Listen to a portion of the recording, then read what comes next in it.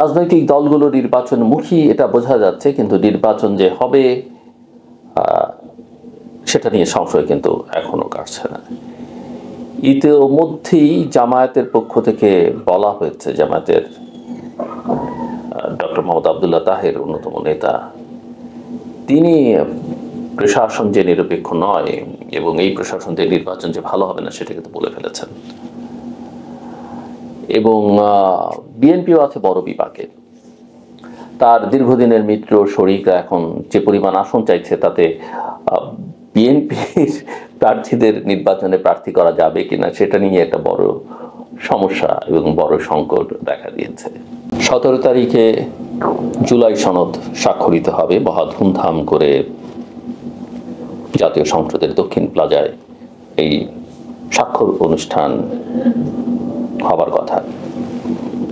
প্রধান উপদেষ্টা প্রফেসর মোহাম্মদ ইউনূস সেখানে থাকবেন। কিন্তু ঐকমত্য যে পুরোপুরি হচ্ছে না সেটা বোধ হয় মোটামুটি ভাবে এখন নিশ্চিত করে বলা যায়।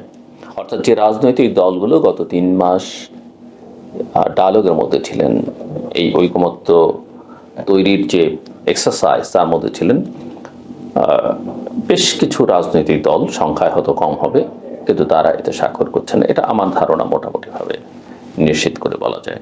সংখ্যাটা বাড়তেও পারে, আমি নিশ্চিত করে বলতে পারছি না, এবং বড় কোনো দলও বিগড়ে বসতে পারে। সবচেয়ে বড় প্রশ্ন হচ্ছে যে এই ঐকমত্য তো প্রতিষ্ঠা হলো, স্বাক্ষর হলো, ভবিষ্যৎ কি এর? এটা আসলে পলিটিক্যাল কালচারে যদি বড় পরিবর্তন না আসে, রাজনৈতিক দলগুলোর অঙ্গীকার যদি দৃঢ় না হয়, এইসব স্বাক্ষর টাক্ষর করে কিছু হবে না। তারপরে তো গণভোট, পিআর এইসব নিয়ে নানা বিতর্ক আছে। রাজনৈতিক দলগুলো নির্বাচনমুখী এটা বোঝা যাচ্ছে, কিন্তু নির্বাচন যে হবে সেটা নিয়ে সংশয় কিন্তু এখনো কাটছে না। ইতিমধ্যেই জামায়াতের পক্ষ থেকে বলা হয়েছে, জামায়াতের ডক্টর মোহাম্মদ আবদুল্লাহ তাহের অন্যতম নেতা, তিনি প্রশাসন যে নিরপেক্ষ নয় এবং এই প্রশাসন যে নির্বাচন যে ভালো হবে না সেটা কিন্তু বলে ফেলেছেন। এবং বিএনপিও আছে বড় বিপাকে। তার দীর্ঘদিনের মিত্র শরিকরা এখন যে পরিমাণ আসন চাইছে তাতে বিএনপির প্রার্থীদের নির্বাচনে প্রার্থী করা যাবে কিনা সেটা নিয়ে একটা বড় সমস্যা এবং বড় সংকট দেখা দিয়েছে। সমাধান কি সেটা, কারণ ওই যে স্বচ্ছ রাজনীতি না করলে বা অবস্থানটা পরিষ্কারভাবে ঘোষণা করলে যে জটিলতায় পড়তে হয়, সেই জটিলতার মধ্যে পড়ে গেছে।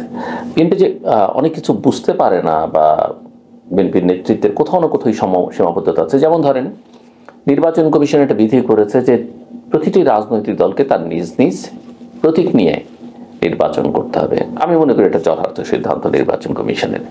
আপনি একটা রাজনীতি করবেন, আদর্শের প্রচার করবেন, আপনার একটা প্রতীক থাকবে। আপনি সেটা না করে আপনি ধানের শীষ, নৌকা, দাড়িপাল্লা, লাঙল নিয়ে নির্বাচন করবেন, বা লাঙল কখনো নৌকা নিয়ে নির্বাচন করবে, এটা কখনো গ্রহণযোগ্য হতে পারে না। এর চাইতে ওই রাজনৈতিক দল না করাই ভালো। কিন্তু আমরা জানি যে আমাদের ছোট ছোট রাজনৈতিক দল সবাই ওই প্রতীক চায়, কারণ নির্বাচনে তো প্রতীকের একটা বড় ভূমিকা আছে। কিন্তু আমি লক্ষ্য করলাম আবার বিএনপির কোনো নেতার কথা শুনলাম আমি মাঝখানে, যে তারা বলছেন যে আগের বিধান ঠিক ছিল, আগের বিধান হলো তাদের আপত্তি নেই। তাহলে বিএনপির উপরে যে ধাক্কাটা এখন দেখা যাচ্ছে, ধাক্কা তো আরো বাড়বে।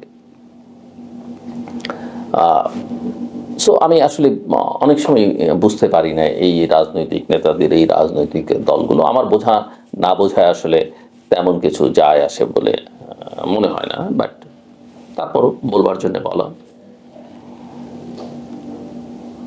এনসিপি কি করবে? একটা খবর আমরা দেখতে পাচ্ছি অনেকদিন ধরেই যে এনসিপি দ্বিধা বিভক্ত হচ্ছে। এনসিপি আসলে গোড়া থেকেই, বিশেষ করে এই ছাত্র নেতারা, অনেক ভুল ভ্রান্তির মধ্যে নিজেদেরকে জড়িয়ে ফেলেছেন। যদিও তাদের যে অবদান, যাদের যে হিরোইক ভূমিকা, সেটা আমরা শ্রদ্ধার সঙ্গে স্মরণ করি, কিন্তু শুরু থেকেই তারা বেশ কিছু ভুল সিদ্ধান্ত নিয়েছেন যদিও আমি না জেনে বা আমি অনুমান করে আমি এর আগেও কয়েকবার বলেছি যে তারা আসলে তাদেরকে পেছন থেকে অনেকে প্যাট্রন হিসেবে, মেন্টর হিসেবে বা গাইড করবার চেষ্টা করেছেন বা তাদেরকে বিপথে পরিচালিত করেছেন। এদের অনেকে সরকারে আছেন, সরকারের বাইরে আছেন, দেশে আছেন, বিদেশে আছেন। এবং এই ছেলেরা যখন বা এই মেয়েরা, ছেলেমেয়েরা যখন বিপদে, তখন আসলে তাদের পাশে কেউ দাঁড়াচ্ছেন না। নাহিদের কথা এটা মোটামুটি ভাবে স্পষ্ট এনসিপি প্রধানের বক্তব্যে। তাদের পাশে তো দাঁড়াচ্ছেনই না, এমনকি তাদেরকে যে ভালো পরামর্শগুলো দেওয়া দরকার, আমার মনে হয় আসলে সেই পরামর্শ আমি বলছি বটে, কিন্তু সেই পরামর্শ দেওয়ার নৈতিক শক্তি ওই ব্যক্তিবর্গের আছে কিনা সেটা নিয়ে আমার যথেষ্ট সংশয় আছে। এবং এখন এনসিপি কি করবে? একটা তো আমি প্রথমেই বলি যে আমি তাদেরকেও পরামর্শ দিয়েছিলাম সামনাসামনিভাবে। তারা যেগুলো করেছে সেগুলো করা উচিত হয়নি, যে কোনো বাস্তবতায় তারা সেসব পরামর্শ গ্রহণ করতে পারেনি। ইতিমধ্যেই কিছু দুর্নামও তারা করে ফেলেছে, কিন্তু এই দলটির মধ্যেও কিছু ভালো ব্রাইট ছেলে মেয়ে আছে, আমি বলবো রাজনীতির জন্য পোটেনশিয়াল, বিশেষ করে তাদের সাহস আছে, তারা সাহসও দেখিয়েছে। কিন্তু এই দলের মধ্যে ভালো এবং মন্দের একটা বড় মিশেল আছে। আমি এই দলটির কিছু নেতৃবৃন্দকে দেখলাম অত্যন্ত ভদ্র, সজ্জন, আর কিছু আছে বেশ উগ্র। এই দুইয়ের সংমিশ্রণ দিয়ে আসলে দলটা কতখানি যেতে পারবে সেটা নিয়ে আমার এখনো সংশয় আছে। দ্বিতীয়ত প্রশ্ন হচ্ছে যে প্রতীক নিয়ে তারা যে বিরোধী সরকার নির্বাচন কমিশনের সঙ্গে জড়িয়ে আছেন, আমার মনে হয় এইভাবে গো ধরাটা তাদের ঠিক হচ্ছে না। কারণ নির্বাচন কমিশনের কিছুটা অথরিটিও তাদের স্বীকার করতে হবে, যদিও তারা অনেক বড় বড় গরম গরম কথা কেউ কেউ বলছেন। রাষ্ট্র একটা নিয়মে চলে, প্রতিষ্ঠান একটা নিয়মে চলে। আপনি অভ্যুত্থান করেছেন বা আপনি মুক্তিযুদ্ধ করেছেন বলেই আপনার কথায় সব চলতে হবে, সেভাবে আসলে চলতে পারে না। আমি রাজনীতির একজন ছাত্র, রাষ্ট্রবিজ্ঞানের একজন ছাত্র হিসেবে যেটা মনে করি, এনসিপি নেতৃবৃন্দকে এটা বুঝতে হবে। তারপরে সংকট তাদের যে তারা কি একা নির্বাচন করবে, তারা কি জামাতের সঙ্গে যাবে, না তারা কি বিএনপির সঙ্গে যাবে। আমি একটু তাদেরকে প্র্যাগমেটিক হওয়ার জন্য পরামর্শ দিব। ভুল ত্রুটি যা হয়েছে সুস্থ ধারার ইতিবাচক রাজনীতি তারা করুক, তাদের সামনে অনেক সম্ভাবনা, অনেক সময় আছে, সেটা অনুরোধ করব। বাংলাদেশের মানুষ যে শক্তিগুলোকে একেবারে যৌক্তিক কারণে পছন্দ করে না, সেই শক্তিগুলোর সঙ্গে বা সেই শক্তির সঙ্গে তাদের যাওয়া ঠিক হবে বলে আমার কাছে মনে হয় না। একাটাও একটু ঝুঁকি হতে পারে, তবে নির্বাচন তো জেতার জন্যে অথবা দলকে শক্তিশালী করবার জন্য নির্বাচনের দুটো লক্ষ্য থাকে। সেক্ষেত্রে তারা আমার মনে হয় যে খুব বেশি চিন্তা না করে একদম সলিড কয়েকটা আসনকে টার্গেট করে যদি কাজ করতে পারে, যাদের সঙ্গে সমঝোতা করবে তাদের সঙ্গে কিংবা নিজেরা আলাদা হবে, কিন্তু সেই সলিড জায়গাগুলো যেন তারা মোটামুটিভাবে জনসমর্থন নিয়ে আসনটাকে নিশ্চিত করতে পারে, সেই চেষ্টা তারা করতে পারেন। কিন্তু জিতবেন, এতগুলো আসন পাবেন, এরকম ভাবনার মধ্যে গেলে তাদের মধ্যে আসলে হতাশাটা দানা বাঁধবার আশঙ্কাটা আমার কাছে অনেক বেশি মনে হয়। আওয়ামী লীগ, আমি জানি না সরকার শেষ পর্যন্ত কি সিদ্ধান্ত নেবে বা আওয়ামী লীগ কি সিদ্ধান্ত নেবে, তবে আমার কাছে মনে হয় না যে এই সরকারের অধীনে আওয়ামী লীগ সুযোগ দিলেও কোনো নির্বাচনে যাবে। তবে সরকারের আসলে অবারিত করে দেওয়া উচিত ছিল সেটা। আর আওয়ামী লীগের একটা বড় সংকট হচ্ছে যে আওয়ামী লীগের যে বর্তমান নেতৃত্ব, সেই নেতৃত্বকে আসলে বাস্তবতা মেনে তার নেতৃত্ব কারা দেবে, কাদেরকে মানুষ একটু হলো স্পেস দিতে পারে, সেভাবে তাদের কৌশলটা নির্ধারণ করা উচিত। অন্য কোনো পন্থায় কিছু করতে গেলে বা চাইলে সেটা তাদের জন্য হয়তো দীর্ঘমেয়াদে কোনো সুফল বয়ে আনবে না। কিন্তু মূল বিষয়টা হচ্ছে যে আওয়ামী লীগের একটা সুস্থ ধারা রাজনীতি করবার এবং তাদের এক ধরনের রিয়ালাইজেশন থাকতে হবে, তাদের এক ধরনের অনুশোচনা থাকতে হবে এবং সেটা করে আসলে তাদেরকে কামব্যাক করবার চেষ্টা করতে হবে। আমি এগুলো বললে যারা ক্ষিপ্ত হন, আমি তাদের ক্ষিপ্ত হয় আমার কিছু যায় আসে না, কিন্তু আমি মনে করি যে দেশটাকে তো আমাদের আসলে ঠিক করতে হবে। Enough is enough.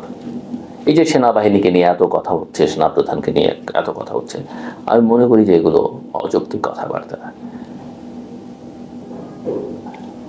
কিছু কিছু বিতর্ক থাকলেও আমাদের গণতান্ত্রিক প্রক্রিয়ায় উত্তরণের জন্য 2024, 1990 ও সেনাবাহিনীর ভূমিকা যথেষ্ট। এবং এই প্রতিষ্ঠানের একটা নিজস্ব আইন কানুন, নিয়ম কানুন আছে, যেটা আমরা সিভিলিয়ানরা চর্চা করি না, করতে পারি না। আমাদের এক ধরনের অ্যাডভান্টেজ আছে, তাদের এক ধরনের অ্যাডভান্টেজ আছে, এবং তার যৌক্তিকতাও আছে। এটা মাথায় রেখে যেন আমরা সিদ্ধান্ত নেই গায়ের জোরে, আবেগের জোরে, বা কোনো বিশেষ আইনের জোরে। আমার মর্জি মতো আইন আমি করলাম, সংসদও সেটা অনুমোদিত হয়নি, এরকম আইন, এবং সেই আইন দিয়ে যদি আমি সব কিছু নিজের মতো করতে চাই, আমার মনে হয় সেটা করা ঠিক হবে না। এই যে রাজনৈতিক দলগুলোর সমালোচনা আমরা করছি, এই রাজনৈতিক দলগুলো হয়তো বলতে পারেন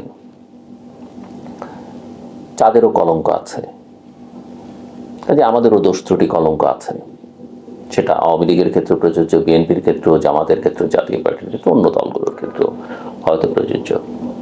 হ্যাঁ, তারা বলতেই পারেন, কারণ আমরা এও জানি যে কলঙ্ক না থাকলে চাঁদ তো চাঁদ হয় না। এবং সেটা যদি আমরা মেনে নিই যে কলঙ্ক না থাকলে চাঁদ চাঁদ হয় না, এই বড় বড় রাজনৈতিক দলগুলোকে যদি আমরা বিবেচনার মধ্যে রাখতে চাই, তাহলে, এবং রাখাই উচিত আমি মনে করি, তাহলে আসুন আমরা সবাই মিলে আসলে নতুন করে যাত্রা শুরু করি। পাস্ট ইজ পাস্ট, অতীত থেকে আমরা শিক্ষা নেই। যেই শাস্তিগুলো না দিলেই নয়, সেই শাস্তিগুলো আমরা আইনি প্রক্রিয়ার মধ্য দিয়ে দেই, কিন্তু আমরা নতুনভাবে যার যার আদর্শ, যার যার দল, সেগুলো ঠিক রেখে নতুনভাবে দেশটাকে গড়ে তোলবার চেষ্টা করি। রাজনৈতিকভাবে, অর্থনৈতিকভাবে, সামাজিকভাবে উন্নয়নের অগ্রযাত্রাটাকে নিশ্চিত করি। একটা আত্মমর্যাদাশীল জাতি হিসেবে আমরা নিজেদেরকে তৈরি করবার চেষ্টা করি।